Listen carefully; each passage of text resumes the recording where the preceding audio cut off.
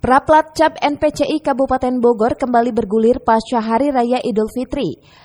Ketua Umum NPCI Kabupaten Bogor M. Misbah mengatakan semua pembinaan kembali berjalan normal sebagai persiapan Paparprov 2022. Misbah juga menjelaskan Praplat Cap ini melibatkan 12 cabang olahraga. Melalui Praplat Cap ini para atlet masih dalam tahap evaluasi degradasi. Hal ini dilakukan selama 5 bulan ke depan. Sementara untuk plat capnya sendiri akan dilangsungkan bulan Agustus mendatang. Ketua NPCI berharap melalui Praplat Cap ini NPCI Kabupaten Bogor mampu menjaring para atlet prioritas juara yang akan diterjunkan di Paparprov Jabar yang akan berlangsung di Bekasi.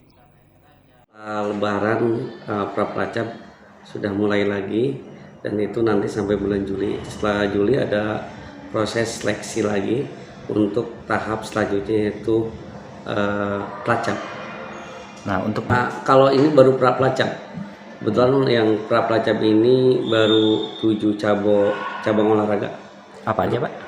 Atletik, renang, catur, menembak, angkat berat, panahan, dan tenis meja. Sampai saat ini baru 80% lah yang sudah menetap di MES.